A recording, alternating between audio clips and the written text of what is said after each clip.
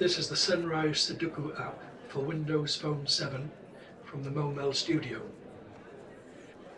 It is an easy and fun way to play this popular game, incorporating a few quirky features to make playing that little more interesting.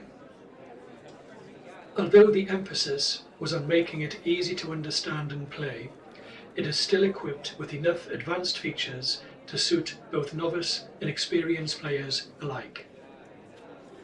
After tapping the Sunrise Sudoku game tile on the phone display, we are presented with the start screen. You will notice a teletype message cross the screen. This feature is common throughout the game and gives helpful guidance on the playing process. Let's take a look at the button options. Firstly, how to play. If you are new to Sudoku and/or new to Sunrise Sudoku, then tapping How to Play will provide you with all you need to know to get started. You can read through the text at your leisure, and it makes a good aide-memoire if you have come back to the game after a short break. Next, high scores. Tapping this button reveals the leaderboard. If you have successfully completed a puzzle against a time challenge and you have not used any clues, then you will be eligible for the leaderboard. This of course assumes that you are faster than the slowest time already on the board. You can use this to monitor how your skills are improving as you progress through more puzzles. Next, R for restore. If you have previously stored a puzzle state, then the R button will restore it for you so that you can continue to work on that puzzle to solve it. You may have previously entered a puzzle onto your phone from a paper or magazine that you want to work on your way to work. This is a good way of doing that, and I will come back to save and restore later. Your main starting point will generally be one of the three green buttons on the left of the playing board. If you want to play against a time challenge, which you will need to do if you want to be eligible for the leaderboard, then tap the Time Me button first. The teletype message helps you along here, and you should select an initial time period of 10, 20 or 30 minutes. If you don't solve the puzzle in the time you have selected, don't worry. You can add to it later in the game. Selecting a time places that value in the time panel on the right of the game board.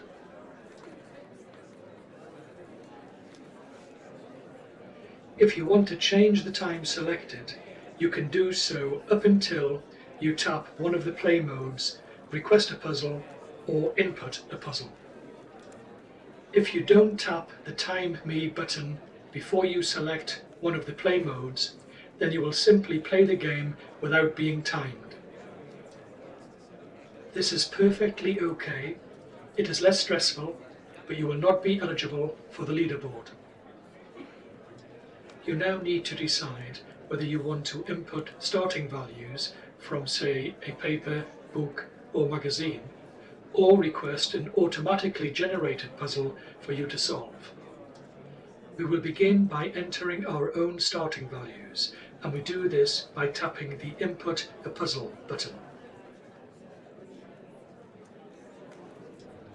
An empty grid is presented for you to populate with your starting values.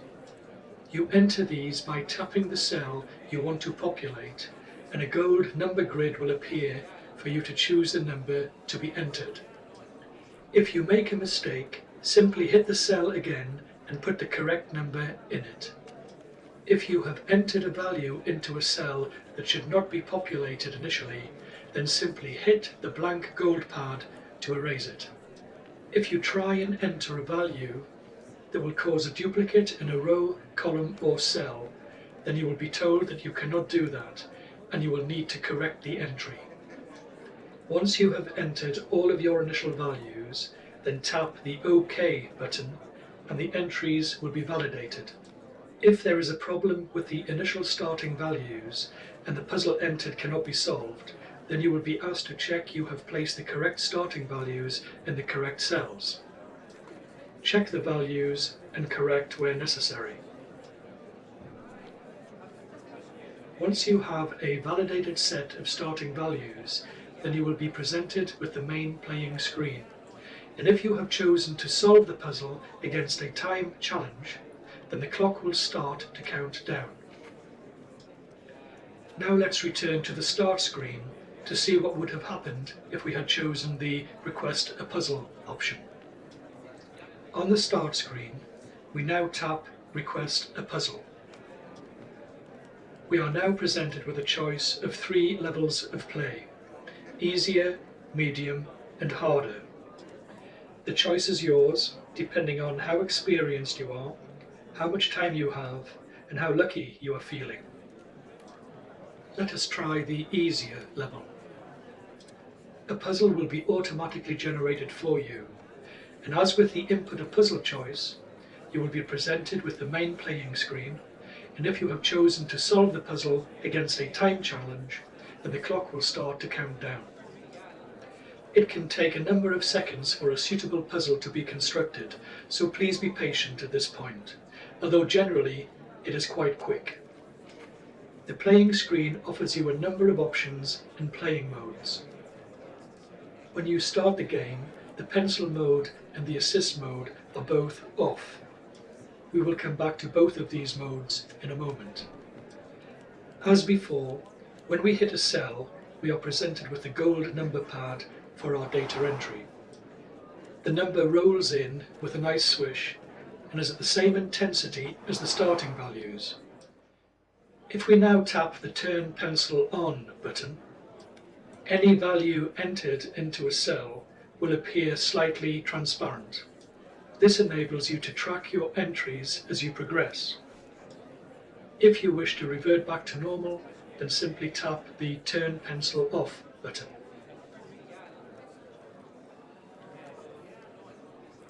If you try and replace a value that is part of the initial starting set, then you will be told you cannot do that. Likewise, if you try to enter a value that would cause a duplicate in a row, column, or cell, then you will be told you cannot do that either. If you would like a little help with your entries, then you can tap the Turn Assist On button. Now when you tap a cell to enter a data value, you are only presented with the values that are valid for that particular cell. This may make it seem easy, but remember, it is not solving the puzzle for you, and if you have not thought the entries through, then you will be presented with this message.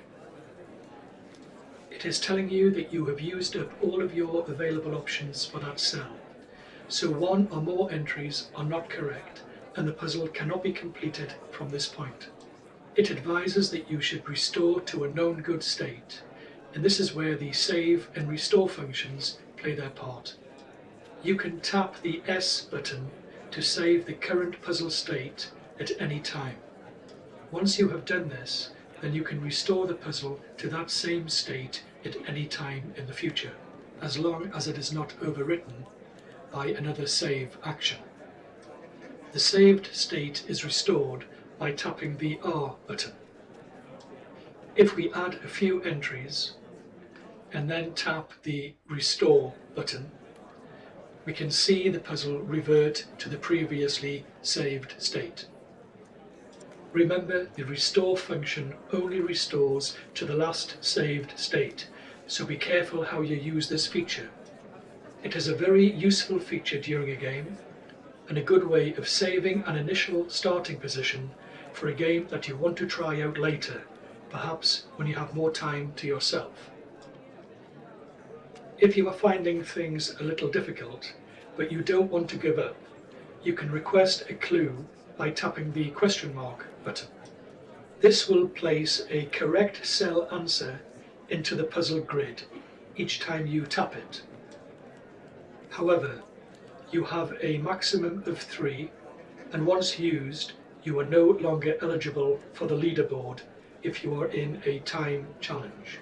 In addition, if you are in a time challenge, each clue will cost you 30 seconds of your time. As you progress through the game under a time challenge, the sun will rise in the background, lighting up the beautiful island of Antigua. This adds further pressure for you to solve that puzzle before the sun gets to you. The midday sun is hot, and you certainly don't want to be left out in it. If you run out of time, then don't despair. You can add a further 10, 20 or 30 minutes as you see fit. If all else fails and you simply want to know the answer, then tap the Solve It button. The solution will be presented so you can see where you may have gone wrong. It is also a good way of checking the answers to those published puzzles in papers, books and magazines. The solver is only available in the fully licensed version of Sunrise Sudoku. It is disabled in the trial version, but you can upgrade to the fully licensed version for a nominal sum. This is achieved from the game by tapping the Solve It button when playing in trial mode. You will be directed to the Windows Marketplace, where you can upgrade and enjoy all of the advantages that a built-in solver provides. If you are in a time challenge and you successfully complete the puzzle without using any clues, then your total elapsed playing time will be compared to the slowest time on the current leaderboard. If your time is faster, then you will be offered a prestigious place on the board. Enter your name in the box provided, hit the back button and then the OK button, and your name will have been entered onto the Board of Fame. Well done. If you are still feeling fresh and competitive, then hit OK again and begin another challenge. It's pure fun. Enjoy your time with the Sunrise Sudoku app for Windows Phone 7 from the Mowmel Studio. You should also check out the sister app, Sudoku Moon. You can contact Mowmel via support@mowmel.co.uk or visit the website www.mowmel.co.uk. Have a great time and thanks for watching.